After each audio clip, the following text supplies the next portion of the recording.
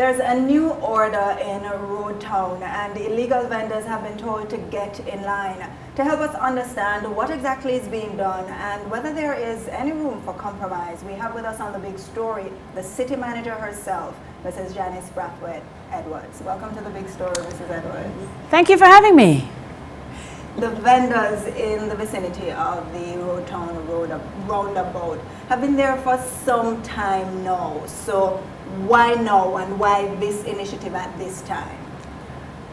Actually, some of the vendors have been there for quite a while. We have a situation where vendors come on Fridays. Those are usually the local farmers. But we got to a place where the city was beginning to look a little rundown. The vendors had started moving to Sundays. We have a church in the vicinity and other business people in the vicinity. And it was becoming a challenge as we face the normal cultural realities in the city of Road Town.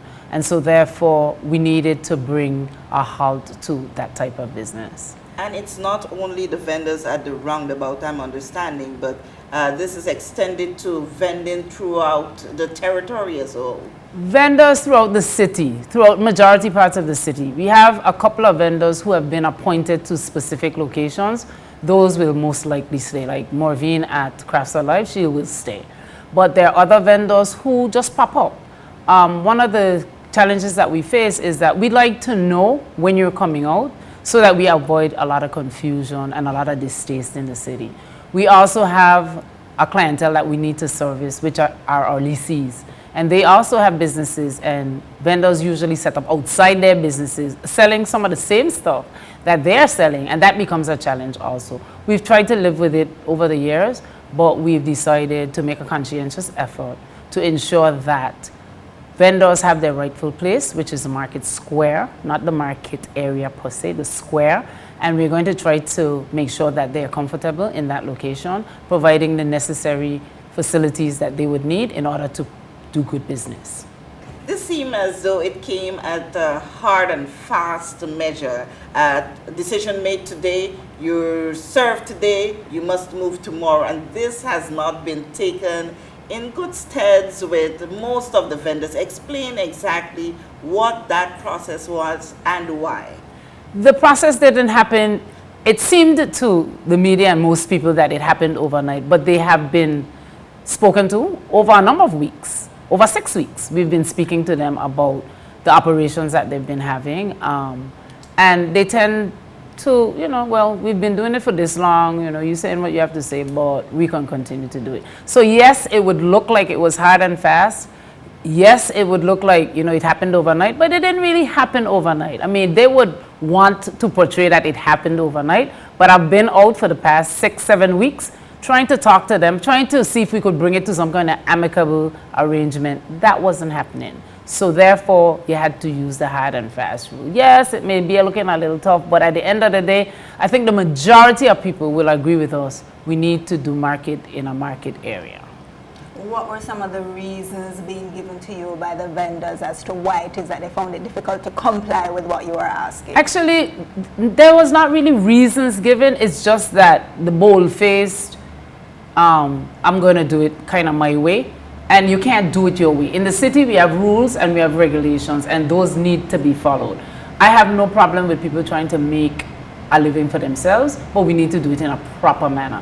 It cannot deflate the city. It needs to enhance the city. So anything we do would have to enhance the city.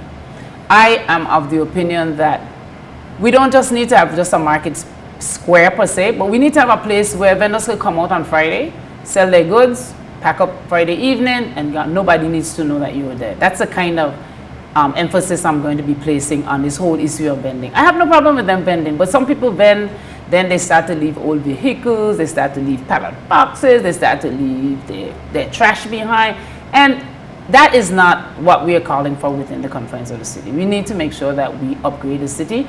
And just to let you know, the vendors are one part of the story, but there are other businesses in the city that we are going to be looking at, because we need to ensure that on approach, the city always looks at it as its best.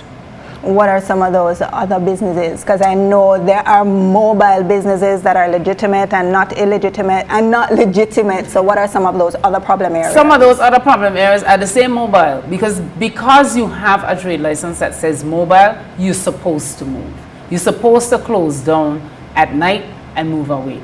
People are in the position where I need to quote unquote hug my spot, and so therefore they haven't moved. We have situations where we have meters, electric meters, water meters setting up on Crown land without permission. If you're mobile, you need to move and you need to come back. Your space should be allocated to you. Yes, some of them are in parking areas. That's another issue that we need to address. And the issue that some mobile vehicles take up some up to 5-6 spaces. And we have an issue, as you know, with parking within the confines of the city. So we need to remedy all of these things.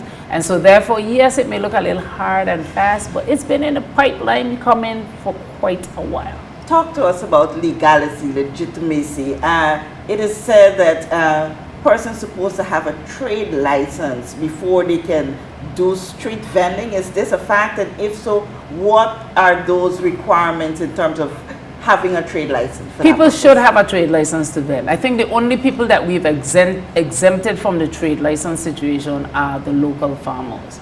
And what happens is people become local farmers just to avoid having the trade license.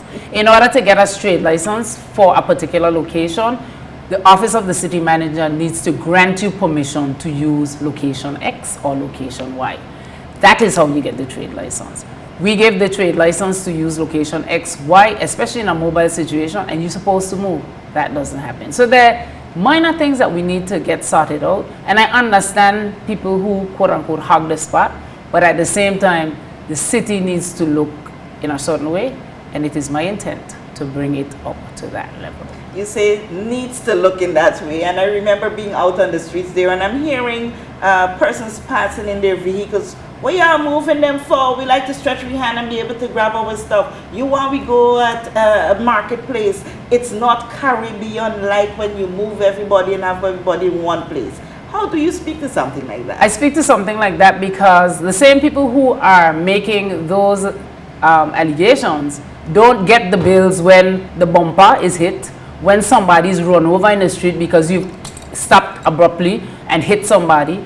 The city is who sees those things. And so if we're going to make sure that the city is safe and we can protect all the parties involved, then we need to do something about it. Yes, I understand it. Yeah, it's quick and it's fast, but at the same time, there's a whole element of safety. Keeping in mind that, especially those people under the dump street, they're right on a crosswalk. And that poses a lot of problems, especially with children.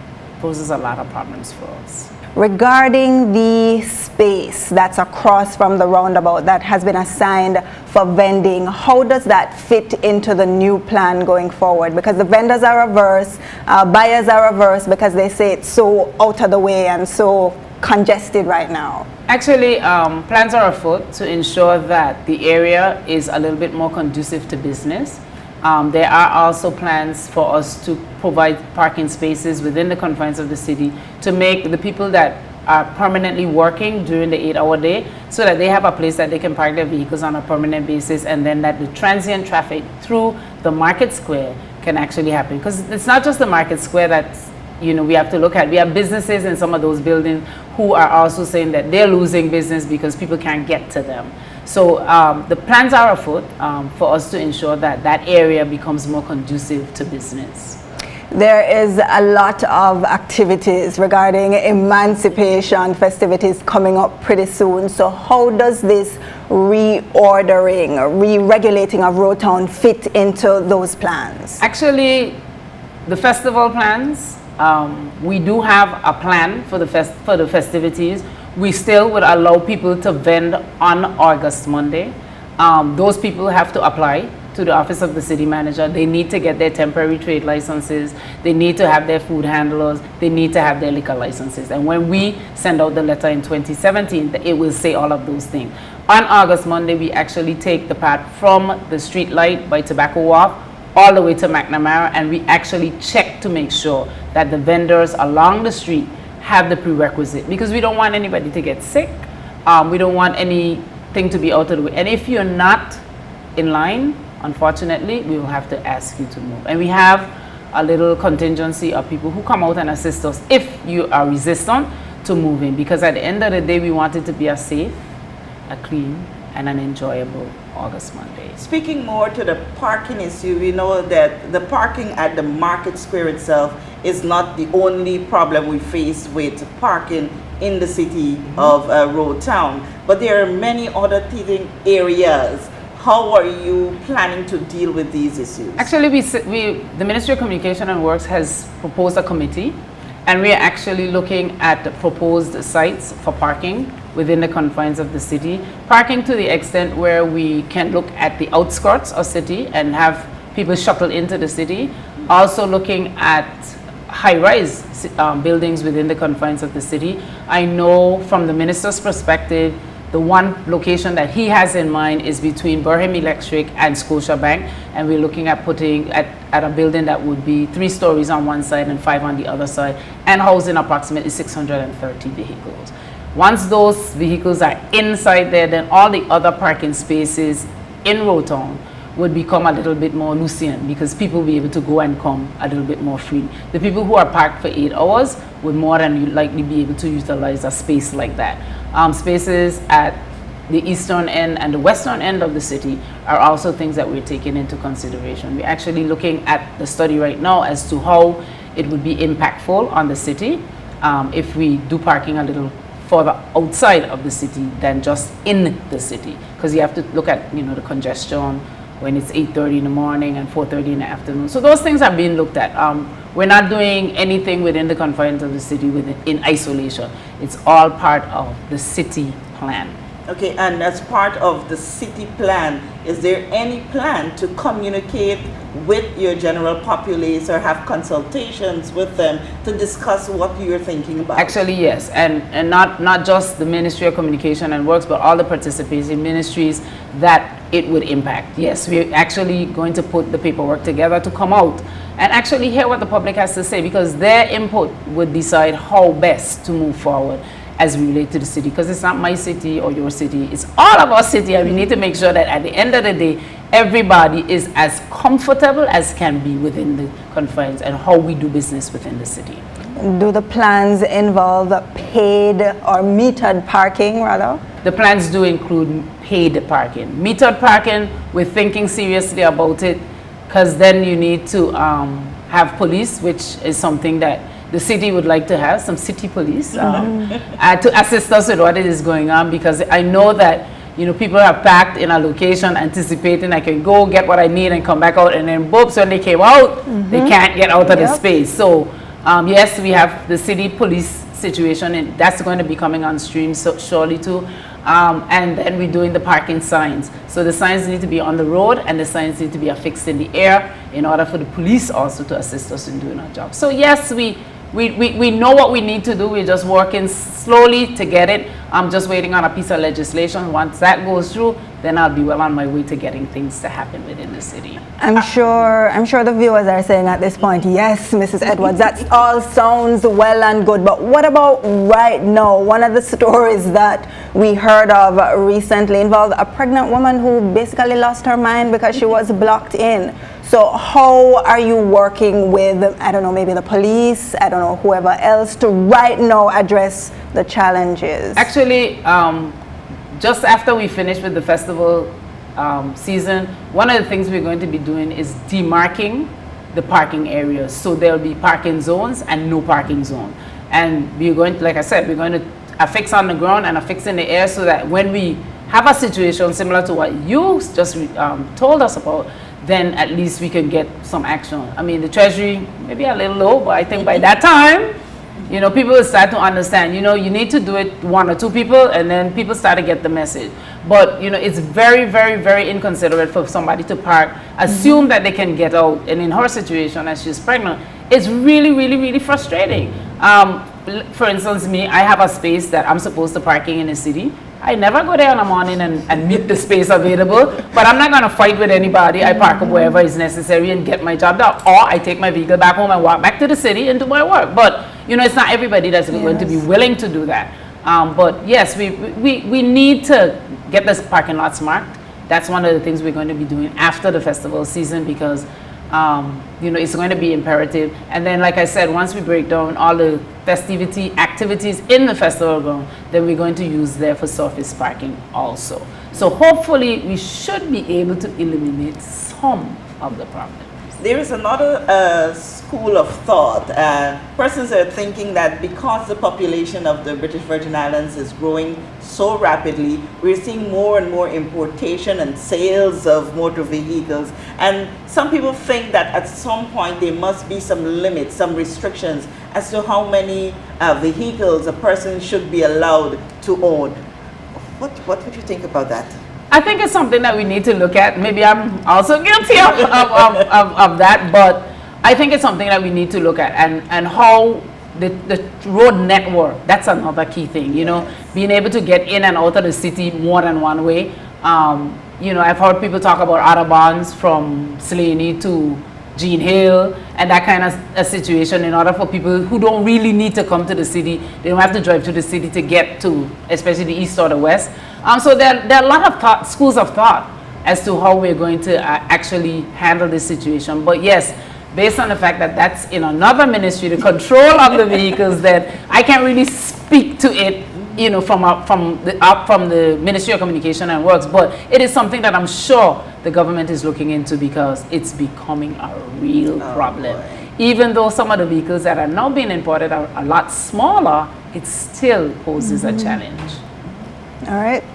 We take a short break here on The Big Story. We're speaking with City Manager Mrs. Janice Brathwaite Edwards, and she says that there are big solutions coming for that major problem of parking in the city pretty soon.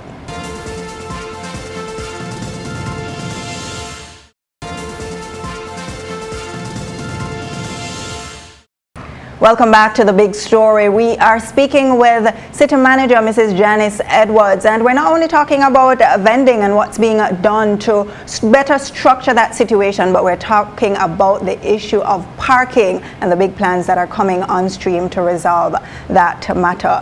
Do the plans involve paid or metered parking, rather? The plans do include paid parking. Metered parking, we're thinking seriously about it, because then you need to have police, which is something that the city would like to have, some city police, to assist us with what is going on, because I know that people have packed in a location anticipating I can go get what I need and come back out, and then boobs, when they came out, they can't get out of the space. So yes, we have the city police situation, and that's going to be coming on stream shortly too.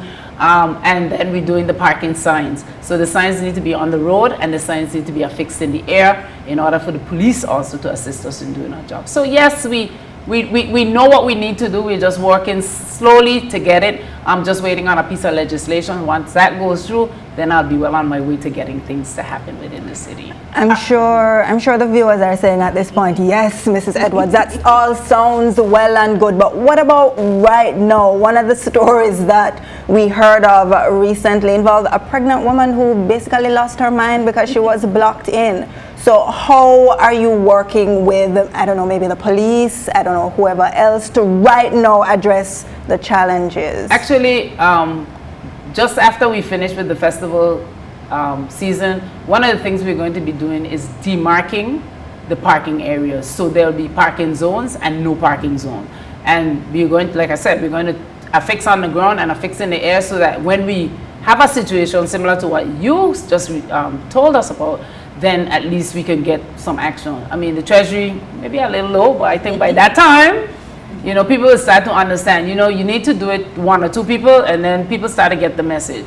But, it's very, very, very inconsiderate for somebody to park, assume that they can get out. And in her situation, as she's pregnant, it's really, really, really frustrating. For instance, me, I have a space that I'm supposed to parking in the city. I never go there in the morning and meet the space available, but I'm not going to fight with anybody. I park up wherever is necessary and get my job done. Or I take my vehicle back home and walk back to the city and do my work. But, it's not everybody that's going to be willing to do that. But yes, we need to get this parking lots marked. That's one of the things we're going to be doing after the festival season, because it's going to be imperative. And then, like I said, once we break down all the festivity activities in the festival ground, then we're going to use there for surface parking also. So hopefully we should be able to eliminate some of the problem.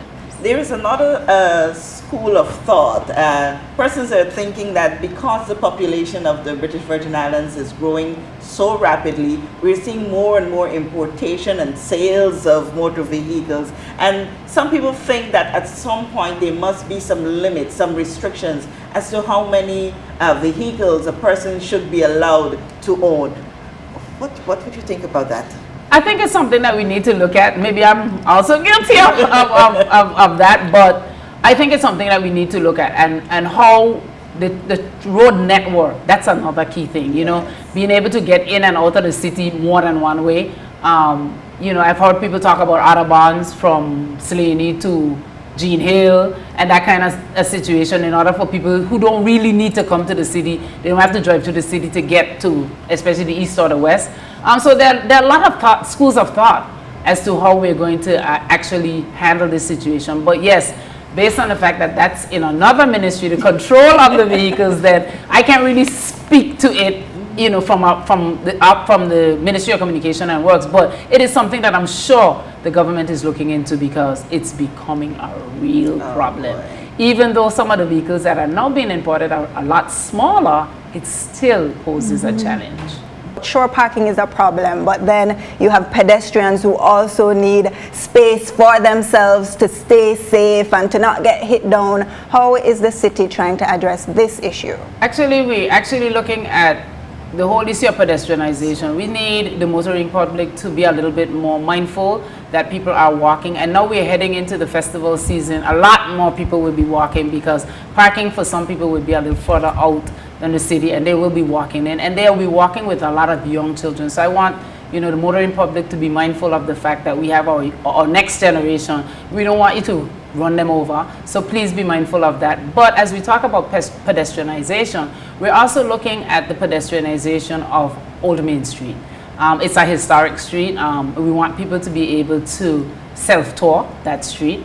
So we're actually getting ready to look at putting in some sidewalks on that street. So what will happen is there'll be just one lane of motorized vehicular traffic through the middle of Old Main Street, creating an avenue for the businesses on that street to do a little bit more business. We don't want to just put pedestrians only on the street. We need to actually have the vehicular traffic so people can see what's going on, and then maybe go to someplace else, park, and then walk back. But we want to make sure that people walking on Old Main Street are very, very comfortable. That pedestrianization will in turn come over to Sir Francis Drake's Drive, while we look at fixing the sidewalks there, making sure the ramps are easy for people who are differently abled to get up and down off of those ramps. So those are things that will be coming in the second half of 2017, and we hope to just improve and have that improvement ready before the next cruise ship especially season. Yeah, talking about the cruise ship season, that would have been my next talk to you about. It's not only Main Street we have the problem, but more on Waterfront Drive, especially when we have one or two or more cruise ships in. The traffic there with pedestrian is extreme and seems to be chaotic very often. What are the plans going forward to address this? Actually, we're in the plans as it relates to the pedestrianization. We're actually getting ready to put in a boardwalk from the cruise ship out along the waterfront area down to Crafts Life. That's when we first have. And then after that, it will head down to QE2. But in order to keep a lot of that pedestrian traffic off of the main arteries, we were going to encourage people to walk along the boardwalk. And we have some exciting plans for along the boardwalk coming up. They won't be for this season, but yes, we have some plans. We want to ensure that the area, I'm sure where they had the Queen's Birthday Parade, we want to keep it a green space so that people could go out there, relax and be friendly, and they don't have to deal with the vehicular traffic out there. So yes, there are plans. Every day there's something new emerging.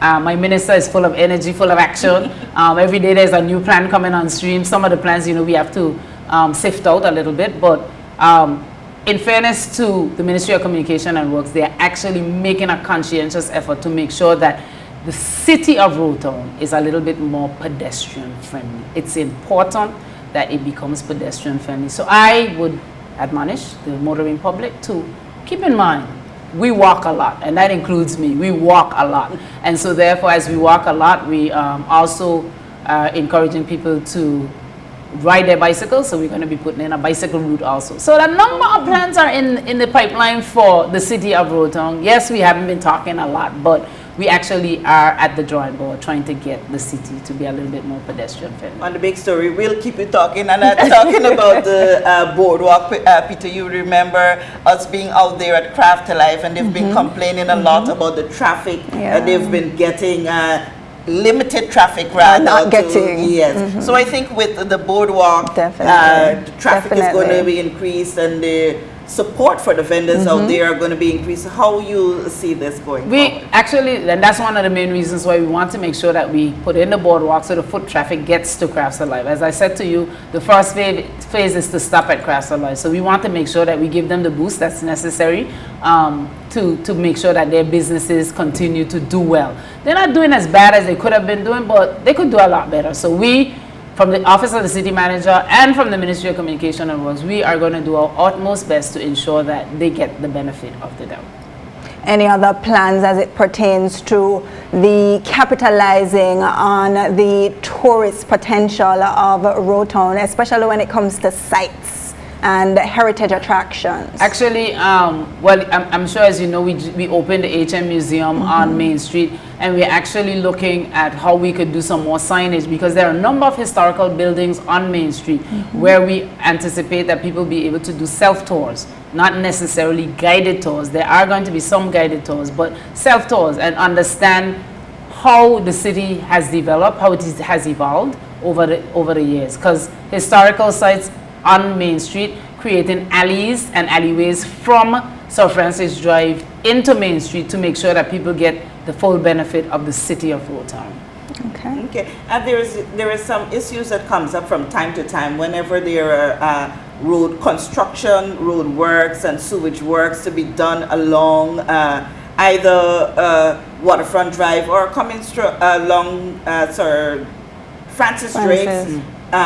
People oftentimes think that much consideration is not given when it comes to how you schedule those works. How are you collaborating with the Ministry of Communications and Works when it comes to this aspect of things? Actually, within the Ministry of Communication and Works, I must applaud them. They've been doing a lot better because we're getting the bulletins out a little earlier. Sometimes some of the work on those roads is something that you cannot avoid. Sometimes it's a situation, for instance, we had this week, we had a situation where we had a backup. We didn't have a choice. Because if you have a sewage backup, we have a problem. So we need to clear the sewage backup. So people need to be a little bit more mindful over the fact that we're not going to dig up the road for digging up the road. When we dig up the road, is because we have, quote unquote, a crisis situation, and we need to address it. Yes, Ministry of Communication and Works is doing its utmost best to get the bulletins out in advance and sometimes use alternate routes. And one of the things that we are trying to do is ensure that people understand the alternate routes, because we have situations where people get lost. And I get a call, Mrs. Edwards, I'm stuck by XYZ. How do I get to the city of Rotown from where I'm at? And we try to assist, but we want to make sure that we do a program with the road networking so that people can understand, if this road is closed, then you have alternate X, alternate Y. So that's another program that's going to be coming on stream. It affects the city because most people want to get to the city, but some of the alternate routes are a little outside of the city. But we work together with the Ministry of Communication and Works to ensure that, you know, motoring public and pedestrian public get to where they need to go in time, on time, and safely. All right, and as we wrap things up, this review of the vending in Rotown, how much time do you think it will take you to, you know, provide your final assessment? Actually, we hope to be able to come back to the media at the end of August 2017 with, you know, final plans as to how this whole vending situation will pan out. Okay, Kathy? Now, before we go, there was another little issue. I mean, when you come to the British Virgin Islands for the first time, you don't know any place, you're looking for place. Signage seems to be a big challenge. I remember trying to find, I think it was Huntham's Gut when I just got here, and somebody told me that there is a sign, but lo and behold, when I did find that sign, it was tucked away in a little teeny weeny box. How are you guys planning to improve on this to help tourists? It's a tourist destination. I'm sure you know we have 3 signs right now in town. One by Social Security, one across the street from Bobby's, and one up at the back of the Lower Estate. Oh, that's the map. Those are the maps. You're here, and it tells you how to get there.